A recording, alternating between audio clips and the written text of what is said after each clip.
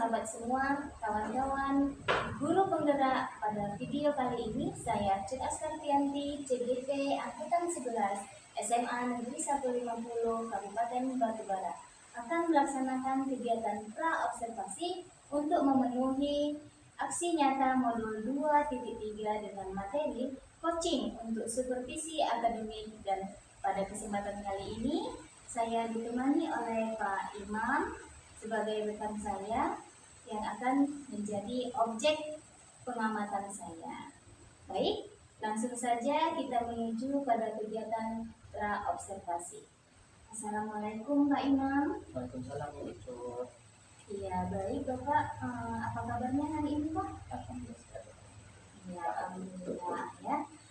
Pada kesempatan kali ini kita akan melaksanakan kegiatan pra-observasi dengan tujuan setelah melakukan kegiatan ini Bapak menjadi lebih siap, kemudian lebih percaya diri dengan berbagai hal yang sudah kita bincangkan pada hari ini ya Pak. Baik, kita mulai untuk pertanyaan yang pertama Pak. Apa sih materi yang akan Bapak sampaikan pada kegiatan observasi nanti Pak?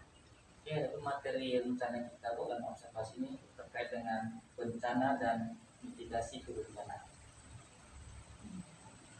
Kemudian tujuan pembelajaran dalam kegiatan tersebut yang ingin Bapak capai adalah Ada 3 tujuan pembelajaran Bu yang akan saya lakukan. Pertama, peserta didik dapat menjelaskan jenis-jenis bencana, dan ada 3 jenis bencana ya Bu: bencana alam, bencana non alam, dan bencana sosial.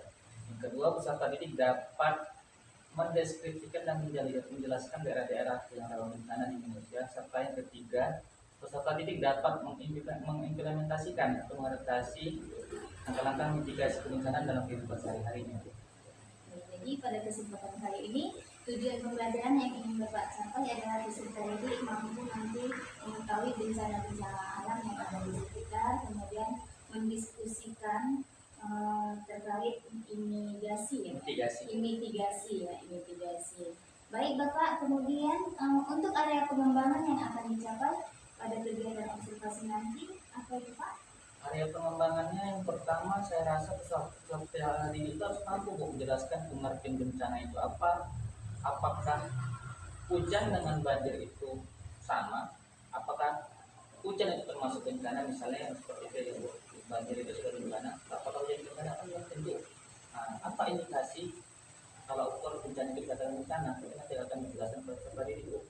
Sekaligus contoh-contoh bencana yang terjadi di Indonesia, baik bencana alam, bencana non alam, dan bencana sosial, serta adaptasi dalam mitigasi yang nanti mengurangi korban jiwa itu, agar kedepannya tidak ada korban jiwa yang terjadi ketika bencana itu terjadi. Wah, hebat sekali ya Pak. Tentunya area pengembangan yang akan dicapai nantinya peserta didik dapat mengetahui pengertian bencana alam, kemudian membedakan jenis-jenis bencana alam, dan dapat mengklasifikasikan bencana mana saja yang dapat menimbulkan korban, begitu ya Pak ya. Oke baik Pak, lanjut kita pada kegiatan berikutnya. Rancangan pembelajaran yang akan diterapkan Bapak menggunakan strategi pembelajaran apa Pak? Strategi pembelajaran akan saya ambil ini seperti ini: kita kenali karakteristik lingkungan sekitar itu pertama, sesuai dengan gaya belajar peserta didik tentunya. Pertama, gaya belajar seperti apa, apakah itu audiovisual, apakah itu visual atau kinestetik. Nah, dalam ini kita menerapkan secara tidak langsung dan secara langsung pembelajaran diferensiasi, sekaligus juga menjadikan budaya positif yang berada di pembelajaran. Peserta didik dapat mengenali potensi bencana yang terjadi di lingkungan sekitar. Nah, nanti akan saya bagi Bu, gaya belajar anak yang suka audio nanti akan saya tayangkan rekaman misalnya tsunami Aceh 2004, sekaligus peta bencana secara visual, dan nanti akan kita buat proyek pembuatan miniatur mitigasi kebencanaan. Wah, luar biasa sekali ya Pak. Tentunya anak-anak akan merasa antusias karena sebelum mengikuti pembelajaran kita mengenali kebutuhan peserta didik. Kemudian Bapak juga tadi akan melaksanakan kegiatan pembelajaran yang berdiferensiasi dengan mengelompokkan mereka berdasarkan minat mereka. Kemudian juga pembelajarannya bencana mana yang ingin diidentifikasi bagi peserta didik sesuai dengan keinginan anak-anak tersebut. Wah, hebat sekali. Kemudian metode pembelajaran dan model pembelajaran yang Bapak gunakan pada kegiatan observasi nanti. Jadi pembelajaran saya rasa cukup dari project based learning cukup kita berbasis project ya kan, ada produk yang dihasilkan. Kalau strateginya ya kita nanti melakukan penilaian pertama secara tertulis sampai itu melalui pertanyaan nanti dialog pertanyaan yang akan saya dapatkan. Yang kedua melalui observasi terkait dengan pengamatan saya terhadap kinerja setiap peserta didik ini terhadap proyek itu. Berarti nanti tentunya ada proses kemudian ada konten dan pada akhirnya nanti akan ada produk yang dihasilkan dan akan ada sebuah kegiatan asesmen dengan hasil karya dari mereka juga dibuat penilaiannya ya dari situ kemudian ada teknik tertulis juga yang dilakukan. Biasa sekali. Kemudian media pembelajaran yang Bapak persiapkan untuk kegiatan observasi nantinya seperti apa itu Pak? Terkait media Bu sebenarnya ada 3 nanti. Tapi yang pertama saya buat adalah PowerPoint untuk video pembelajaran, yang ketiga produk dari project peserta didik. Artinya produk nanti seiring dengan berproses. Yang pertama saya siapkan hanya ada 2 media PowerPoint dan video pembelajaran. Nah, tentunya untuk menghasilkan sebuah produk tidak dalam satu ya. Kita juga memberikan rentang waktu kepada peserta didik untuk menyelesaikan proyek yang ingin diselesaikan dalam pembelajaran ini Pak ya. Oke baiklah Pak, sangat menarik sekali kegiatan pembelajaran yang sudah Bapak rencanakan. Semoga untuk kegiatan observasi nantinya tidak ada halangan dan hambatan apapun sehingga kegiatan observasi kita nantinya dapat berjalan dengan baik. Terima kasih atas kesempatan dan waktunya Pak. Semoga semuanya bermanfaat untuk anak-anak kita. Assalamualaikum warahmatullahi wabarakatuh.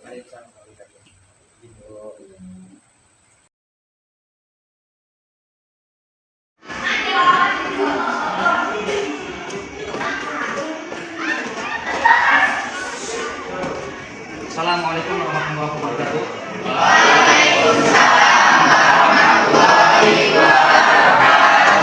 Selamat siang semuanya.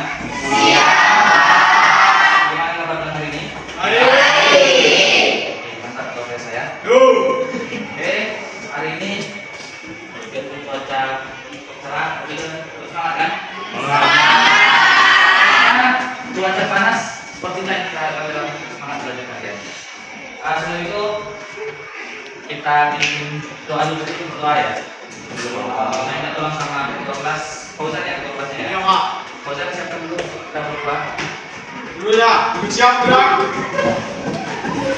Sebelum kita memulai pembelajaran pada siang hari ini, ada baiknya kita berdoa menurut agama dan kita masing-masing. Berdoa dimulai.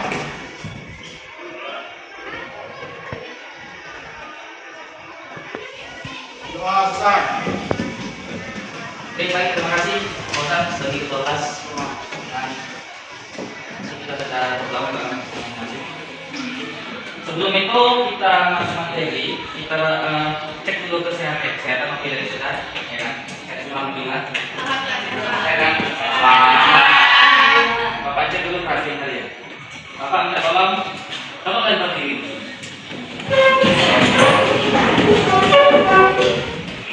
Saya beri waktu 30 detik dari dalam perhatiannya.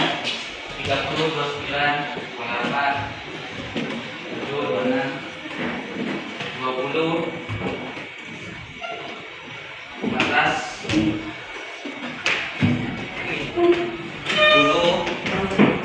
5, 4, 3, 2, 1. Oke, silakan untuk kembali. Terima kasih.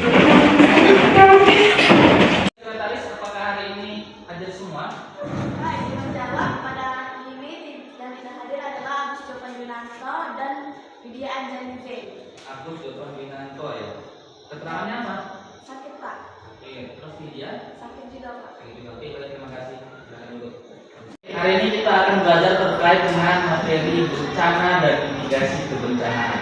Sebelum itu, kita pada pertemuan sebelumnya, pada minggu lalu sudah belajar lingkungan dan kalau semuanya masih ingat semua, sebelum itu apa tanya, ada 3 jenis lingkungan. Siapa yang masih ingat? Saya Pak, silakan ya. Ada 3 jenis lingkungan. pertama lingkungan sosial budaya, yang kedua lingkungan biotik, yang ketiga lingkungan air. Oke, tepuk tangan untuk Budi. Terima kasih Budi masih ingat lingkungan sosial budaya, lingkungan biotik dan lingkungan abiotik. Sebelum itu kita lanjut adalah tentang contoh-contoh dari lingkungan tersebut. Siapa yang masih ingat contoh dari lingkungan tadi? Saya Pak. Oke, kalau silakan sini. Contoh dari abiotik itu seperti iklim, cahaya matahari, edafik atau tanah, udara, dan air Pak. Sedangkan biotik, hewan, manusia, dan tumbuhan. Sosial budaya, adat istiadat, candi, dan baju adat. Oke, bagus bersihkan. Terakhir, kita tentang kependudukan. Ya. Terdapat istilah dalam penjelasan ini adalah dinamika kependudukan. Saya masih ingat arti dinamika kependudukan. Saya Ya, Dimas, silakan. perubahan struktur dalam kependudukan Pak. Oke, perubahan struktur dalam kependudukan mestinya semua ya.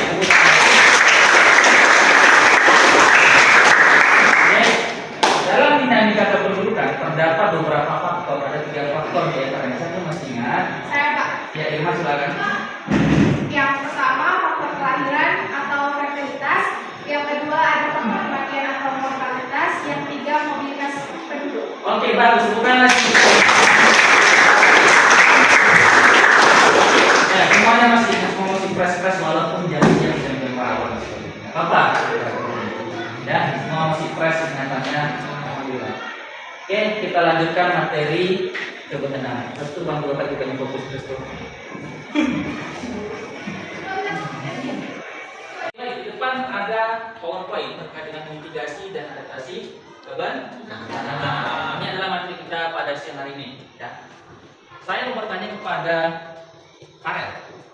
Ini bencana apa kira-kira? Tsunami Pak. Tsunami. Naila, ini gambar bencana apa kira-kira? Ini gambar kedua. Covid Pak. Covid. Bunga, ini gambar apa ini kira-kira? Bencana apa? Rame-rame, ada rame-rame itu Faisal. Demonstrasi, oke benar. Nah, menurut kalian, ketika bencana ini sama atau berbeda? Berbeda. Nah, berbeda dalam hal apa? Dalam jenis, benar. Ya, itu suci. Apa lagi kira-kira? Faktor penyebabnya berbeda, ya kan? Menurut kalian, apa itu bencana? Yuk, saya pindah ke tangannya. Apa itu bencana kira-kira? Ya, kan?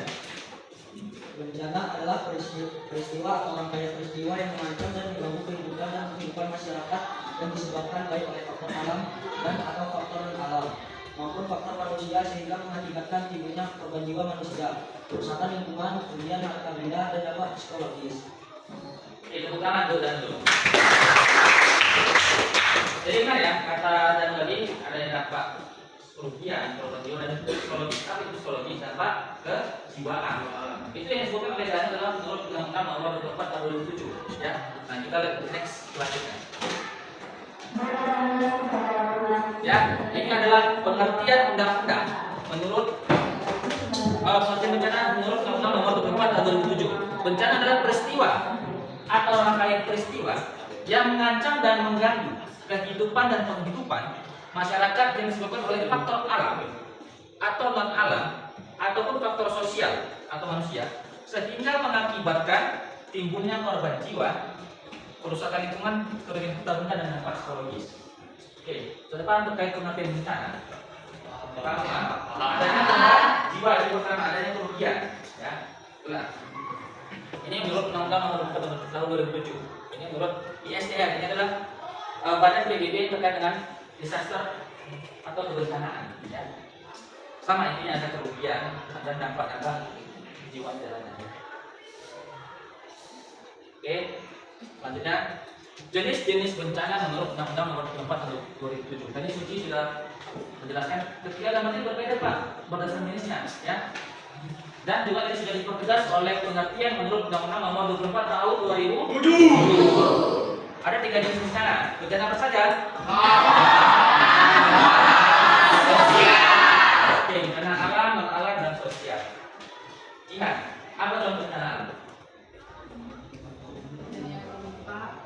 gempa, terus tsunami, longsor. Oke, cukup 3. Terakhir, bencana alam apa kira-kira yang disebut sinayatan?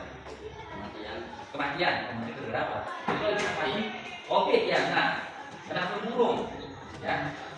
Nah, oke, bencana sosial apa tuh? Tawuran, demonstrasi, dan peperangan. Ya kan? Oke, saya rasa sudah baik pemahaman saya tentang bencana. Nah, ini tadi pengertian bencana lagi. Bencana.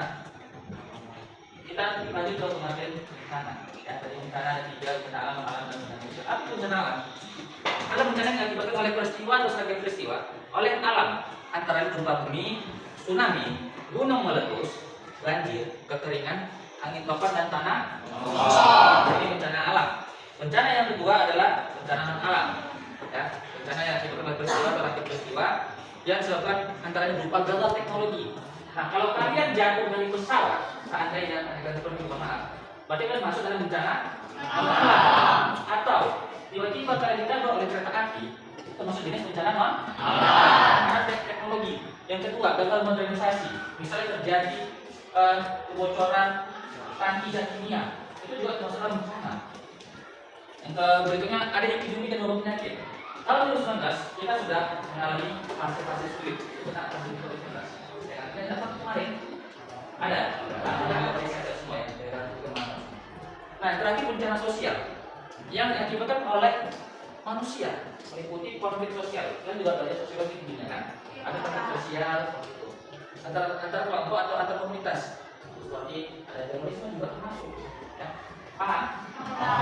Ini terkait dengan pengertian jenis bencana. Bagaimana bencana itu terjadi? Nah, kita lihat.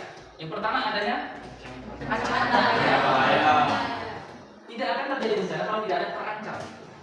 Kalau ada terancam kan? Sudah kalian ada nih bahasa terancam? Enggak. Gimana diancam? Apalagi jangan sekolah. Sekolah ada terancam kan? Pernah diancam orang? Tidak kan? Oke. Nah, yang kedua kerentanan. Merasa tidak rentan. Kalau rentan, sensitif. Ya. Dalam tanda kutip bisa berpotensi juga bencana. Nah, dari ancaman juga pertahanan. Ada risiko. Jadi rentan dulu ada risiko. Artinya ini. Daerah kita tinggal di daerah gunung api, tapi yang rentan dengan letusan gunung. Risiko bencananya apa? Bencana gunung letus, ya kan? Erupsi gunung api. Nah, kalau ada faktor pemicu, terjadi penumpukan magma, materi-materi dari solid dari semua magma, mengumpul akan menjadi erupsi. Ya. Contoh dari kita contoh dengan gunung meletus. Nah, kalau ada pemicu baru terjadi bencana.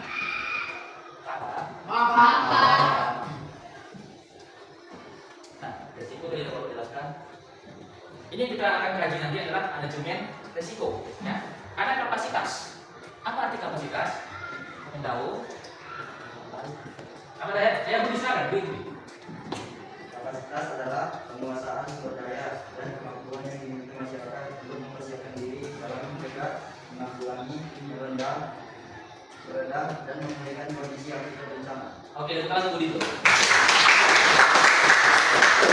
Semangat masuk pasal ini karena kita ternyata lebih semangat dan membaca tulisan ini ya. Nah, jadi kita akan berkira kapasitas adalah kemampuan masyarakat dalam mengetahui suatu bencana. Ya. Ini ada global warming climate change. Apa ini? Global warming climate change. Pemanasan global perubahan iklim, ya kan? Nah, kenapa ada gambar tikus? Kita contohkan tikusnya kita sebagai masyarakat. Ada nggak kapasitasnya? Kenapa itu dia pakai helm? Nah, resiko nggak dia ngambil keju ini? Resiko kan? Rentan nggak dia kena penjepit ini, penjerangan? Rentan kan? Dia mau makan, tapi dilihatnya ada resiko di situ. Nah, sampailah ke development developing itu dalam proses pengembangan oleh pemerintah. Nah, ada rumusnya. Jadi dalam developing kita menghitung rumus risiko manajemen bencana ya. Azab itu apa azab adalah bahaya. Kita bencana dibagi kapasitas. Jadi hanya perumpamaan. Apa itu bahaya? Kondisi secara alami maupun karena manusia yang menimbulkan kerusakan atau kerugian yang berubah. Bahaya menimbulkan bencana, tapi tidak semua bahaya selalu menjadi bencana. Jadi dia bisa terjadi bencana, bisa tidak.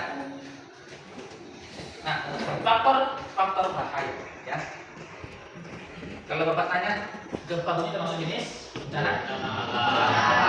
Nah, jenis bencana ternyata dibagi lagi, ada bencana geologi, hidrometeorologi, biologi, lingkungan. Itu juga termasuk dalam bencana manusia. Apa itu bencana hidrometeorologi? Ada contoh banjir, angin topan, banjir bandang. Berarti ya di mana fenomena cuaca, ya kan? Nah, biologi ini faktor alam. Kalau yang lingkungan, sosial itu termasuk jenis bencana sosial, ya kan? Nah, ini faktor berbahaya. Teknologi juga termasuk dalam bencana alam. Ini sudah penanganan yang sudah kita bagikan bagiannya, ya kan? Nah. Oke, baik. Nanti akan Bapak bagi sebuah video terkait dengan bencana, ya. Kalian analisis jenis bencana-bencana apa saja yang terjadi di Indonesia, ya. Nanti akan ada peta bencana, ya. Ini dia. Nanti kita akan analisis setelah menonton video yang Bapak kalian. Kalian diskusikan nanti akan untuk kelompok. Nanti kita akan merancang sebuah media pembelajaran berbasis proyek, yaitu mitigasi bencana, baik bencana alam dan bencana sosial. Ini ada peta bencana gempa bumi. Seperti bencana gempa bumi termasuk bencana alam. Ya. Oke, kita nonton video berikutnya. Kalian sudah menonton video pembelajaran yang telah kita sajikan tadi. Coba satu orang simpulkan tuh berdasarkan hasil analisis kalian terhadap video yang telah kita tonton. Bisa? Oke, silakan. Berdasarkan video tersebut, terdapat tiga jenis bencana. Yang pertama yaitu bencana alam, yaitu satu tsunami Aceh, yang kedua gempa di Palu, yang ketiga yaitu gunung meletus di Sinabung. Yang kedua bencana non alam, yang pertama COVID-19, yang kedua pesawat Sriwijaya Air SJ128, yang terakhir yaitu yang ketiga bencana sosial, yaitu yang pertama tawuran, yang kedua demonstrasi, yang ketiga tentang peperangan yang terjadi di perang dunia sebelumnya. Oke, di perang dunia atau di daerah Papua tadi kita sudah. Terima kasih. Oke, bukan lagi. Berdasarkan video tadi, sama nggak ini? Rencananya ada di Indonesia, baik bencana alam, bencana sosial. Oke. Terkait dengan jenis bencana, apakah ada yang mau ditanyakan? Saya mau bertanya terkait dengan bencana. Saya ingin bertanya, Ya, silakan. apakah ada pencegahan atau mitigasi dari bencana alam ini, Pak? Oke, baik. Silakan. Terima kasih. Ada yang bertanya? Yang lain, Pak? Apakah hujan termasuk bencana, Pak? Apa hujan termasuk bencana? Oke, Dendi tadi ya. Ya, silakan Dendi. Itu kan tadi Pak ada bencana hidrometeorologis, yang meteorologis, Ya.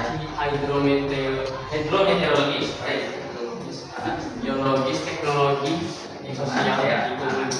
itu kalau semisal Bisa gimana? ya asteroid fisik termasuk bencana. Oh, baik. Ada yang pertanyaan? Pak, Yuk, silakan. apakah tahun termasuk dalam bencana? Baik. Pagi 1, 2, 3, 4, satu lagi. Ada yang pertanyaan? Oke, silakan.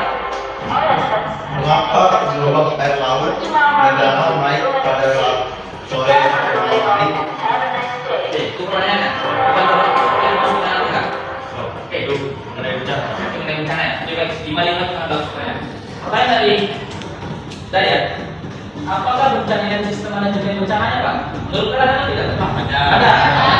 Nanti akan Bapak jelaskan ya. Nanti ini Bapak jelaskan secara sekilas. Ada dua jenis manajemen bencana yang namanya disebut dengan mitigasi kebencanaan.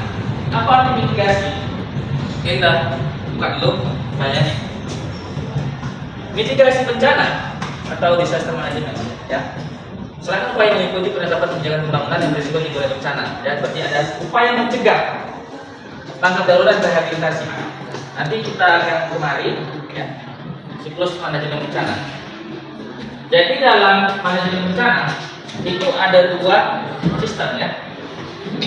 Ada secara struktural, mana instrumen atau mitigasi bencana.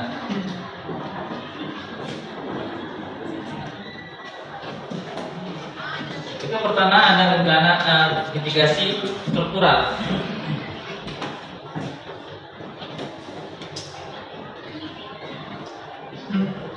Ada mitigasi non struktural.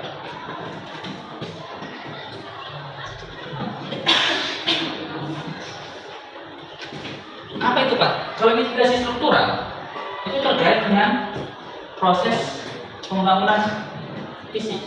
Contoh, kalian harus membuat bangunan yang tahan gempa, membuat jembatan yang tahan gempa, ya, membuat sekolah yang tahan gempa. Artinya ada bangunan fisik ini, struktural bangunan fisik. Paham? Kalau non struktural ini terkait dengan undang-undang, peraturan, dan kebijakan.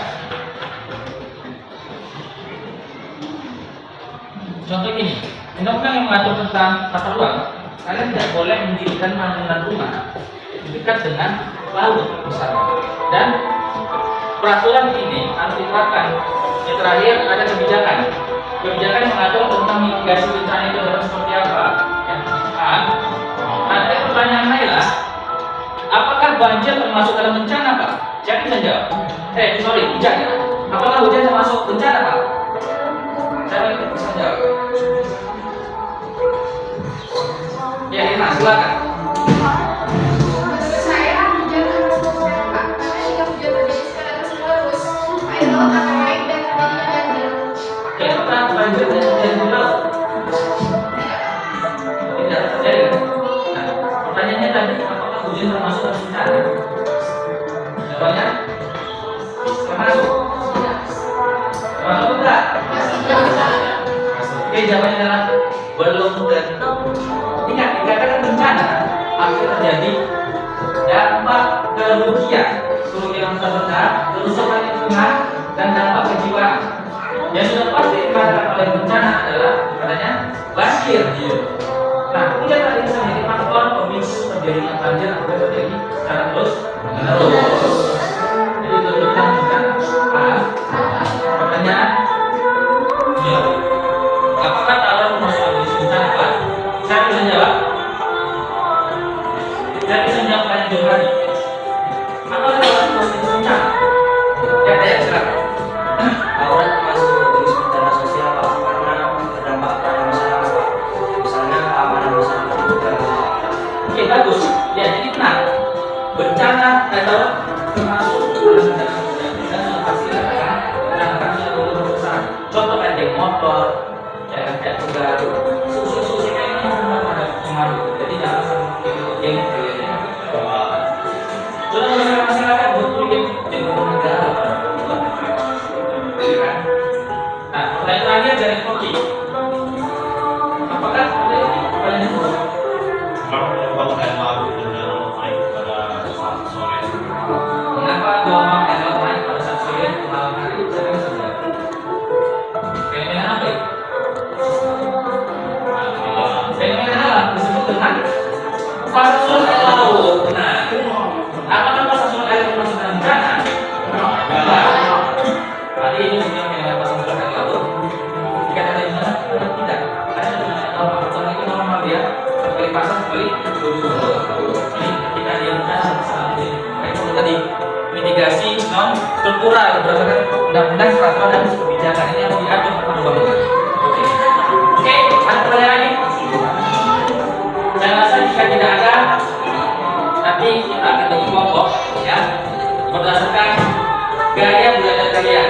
Nanti akan membacakan hasil mapping kalian dengan kalian biasanya pada pertemuan selanjutnya akan membentuk kelompok untuk membuat proyek mitigasi bencana berdasarkan sikap bencana nanti ya seperti ini. Pada bencana kita akan lihat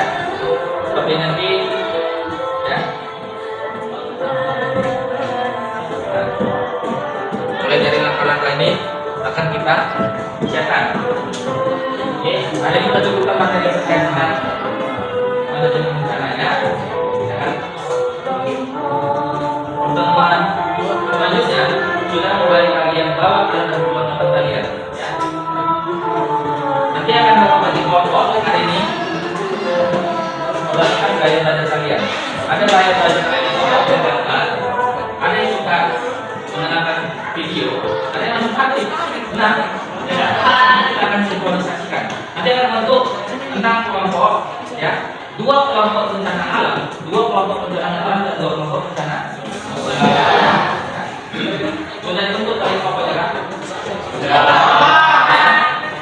Oke, hari Rabu depan, kalau kalian sudah masuk, silakan bawa kalian ke kelompok ya. Kita cukupkan hari ini pertemuan kita. Bapak akhiri, assalamualaikum warahmatullahi wabarakatuh.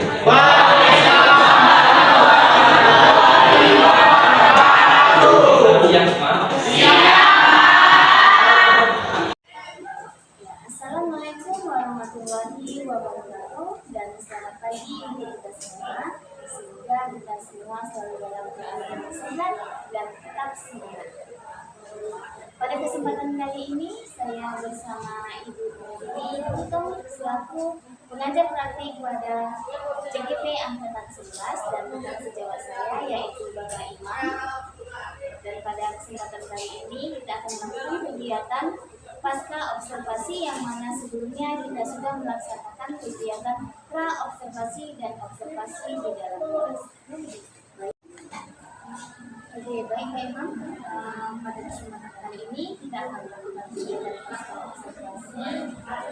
Bagaimana kabar Bapak? Alhamdulillah masih diberi kesehatan. Ya. Dan bagaimana juga perasaan Bapak pada saat kegiatan observasi di dalam kelas? Rasanya cukup kan harus senang dengan kita itu anak didik kita yang kita semangat juga dengan kompetensi mereka dalam materi ini sangat memang seperti itu. Mereka antusias terhadap materi yang kita ajar. Mudah-mudahan selalu tetap menjadi penyemangat bagi peserta didik ya agar peserta didik dapat tertarik untuk mengikuti kegiatan pembelajaran. Baik Pak, kita masuk ke pertanyaan berikutnya. Apakah ada kendala yang Bapak hadapi saat melakukan kegiatan pembelajaran di dalam kelas Pak? Kendala yang saya alami secara teoritis nggak ada, tapi secara praktik nanti saya khawatirkan adalah manajemen waktu. Ketika merancang media simulasi atau miniatur terhadap proyek kebencanaan, karena pelajaran kita berbasis proyek. Ya, kendalanya merupakan waktu. Bagaimana dapat memanage waktu itu dapat berjalan sehingga program yang Bapak rencanakan dapat berjalan. Lalu bagaimana tindakan Bapak untuk dapat menyelesaikan permasalahan yang Bapak hadapi tersebut? Oke, baik untuk rencana saya ketika ini sudah berakhir teori dan sudah masuk pada minggu semalam, hari Rabu semalam ke kelas tersebut, kita briefing lagi apa kendala yang saya satu peserta didik mulai dari ketersediaan tantangan. Oke, nanti jauh-jauh harus dari ketersediaan tantangannya. Artinya setelah pulang sekolah saya tetap memantau mereka di kelas, karena ada kita kasih jeda waktu sekitar 20 menit kebersihan. Saya turun tangan ke kelas tersebut untuk memantau mereka. Saja sih pertimbangannya dan apa yang masih belum sama sekali bergerak di masalah tersebut. Karena ada masalah yang selesaikan. Pastinya pada kegiatan tersebut Bapak tetap memantau perkembangan dari program-program yang sudah Bapak buatkan agar dapat berjalan dengan baik, juga masalah yang Bapak hadapi juga dapat diselesaikan gitu ya. Tentunya dengan hasil yang sesuai dengan yang kita harapkan ya. Kemudian apa ada hal yang sudah berkembang pada kegiatan pembelajaran tersebut Pak? Berkembang mereka masih dalam ranah kognitif. Secara teori mereka sangat memahami ketiga jenis bencana tadi. Mereka sudah bisa membedakan bencana gunung meletus, tsunami, ledakan pesawat, kayak COVID-19 termasuk dalam bencana alam. dan bencana sosial seperti kayak peperangan, tawuran, apalagi saat ini kan lagi anak pelajar di motor itu juga termasuk. Bahkan dengan saya pantik kemarin itu di pertanyaan nantinya, apakah hujan masuk bencana dan itu kebetulan dengan banjir. Mereka sangat bisa menjawab sih itu. Ya, pembelajaran direfleksi terhadap kemarin. Berarti hal-hal yang sudah berkembang terkait kebijakan COVID ini ya Pak, jadi mereka mengetahui apa sih sebenarnya bencana-bencana yang ada di Indonesia, termasuk di beberapa negara ini seperti Bapak sebutkan adalah salah satu contoh apakah geng motor itu juga merupakan salah satu bencana gitu ya Pak. Jadi mereka sudah dapat memahami apa-apa saja bentuk bencana yang terjadi.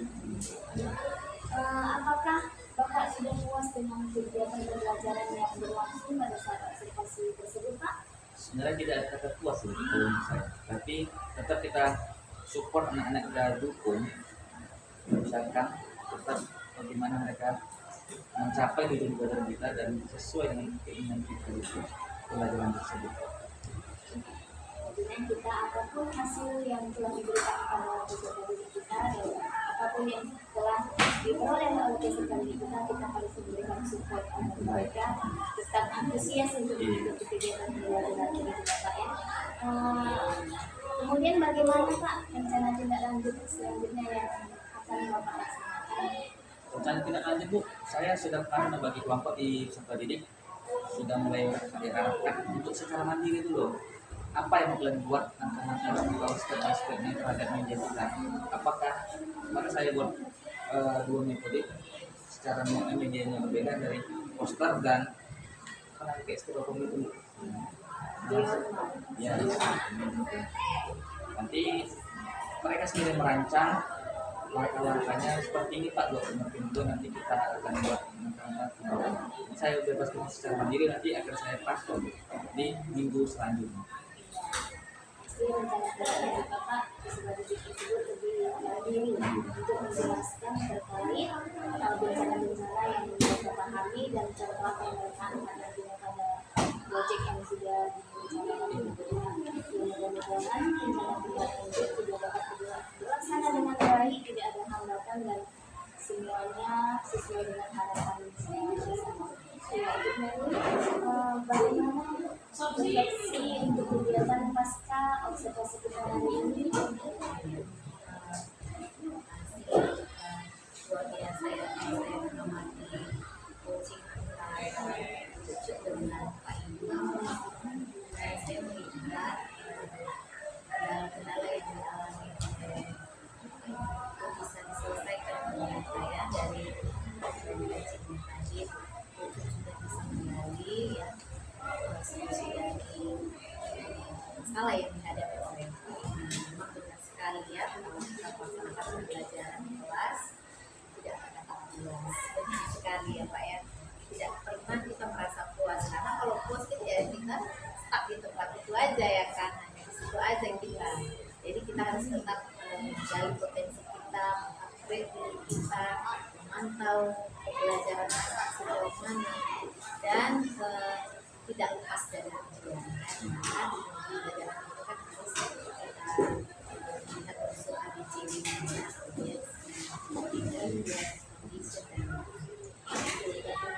walaupun anak itu aktif dalam pembelajaran tapi tujuan tidak tercapai, nah itu sudah lari dari koridor ya. Jadi tetap harus